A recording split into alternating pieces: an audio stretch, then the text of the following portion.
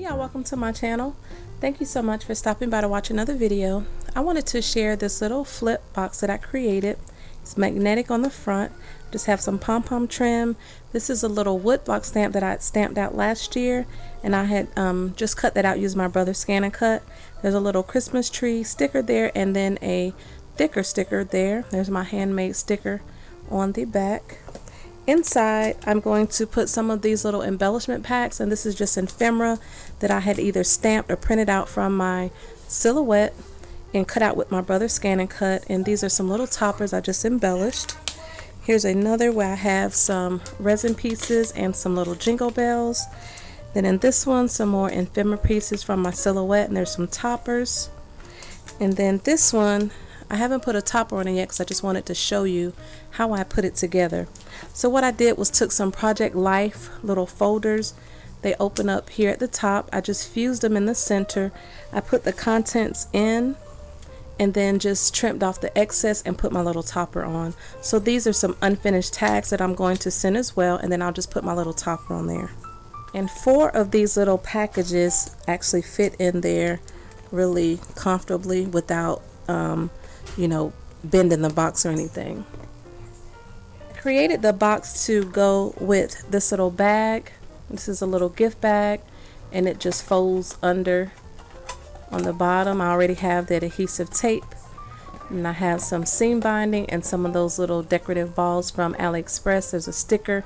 I use some Hottie Swap Gold reinforcers for the handles, and then I'm also going to send this little flip book that I created for the It's a Link volume party volume 6, and I'll leave a link to that video down below.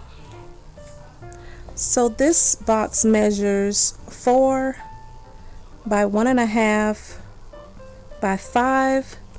I'd used the instructions for the bottom of the box from PootlesPapercraft, and it's for a gift bag tutorial.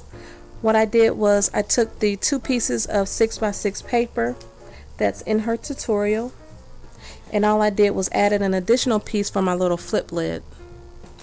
So for both pieces of the 6x6 paper, you want to score at 1.5, 5.5. You want to turn in either direction, whatever you want your bottom to be, and score at 1.5. And that's on both pieces of the 6x6 paper, and that's for the base of the little box. For the lid, you want a piece that's 4.5 by 4 1/16. You want to score on the 4.5 side at a 1/2 inch and also at 2. The next thing you want to do is fold on all of your score lines.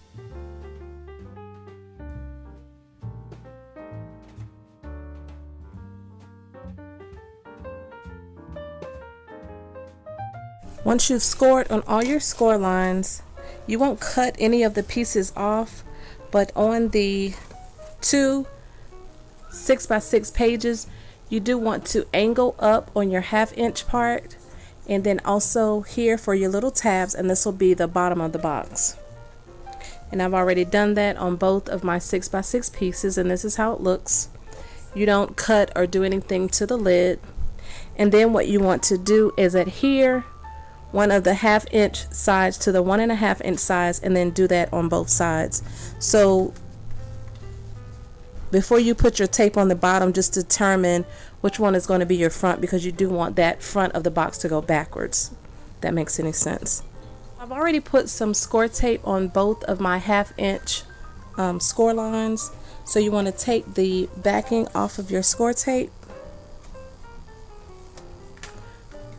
I will be using some additional glue, and the glue that I use is the Aleene's Tacky Glue, and I'll just adhere the 1/2 inch to one of the 1.5 inches. Just lining it up to the score line. Do the same thing on the other side, and then you'll have a little box that looks like that. So I've already put my adhesive on the back of the 1/2 inch tab on my lid, so I'll just take that adhesive off and put some additional glue, and then I'll adhere it to the inside of my box. Kind of line your score line up with the back of the box like that. and then you should get something that looks like this.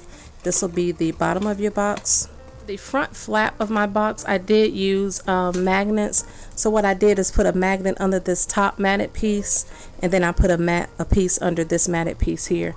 And I figured out how to do that by watching Mary Beth. She's MB Gray Designs, and she was just showing how she used double-sided tape.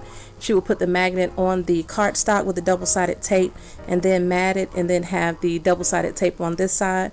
Kind of put it together before you took the other side of the tape off.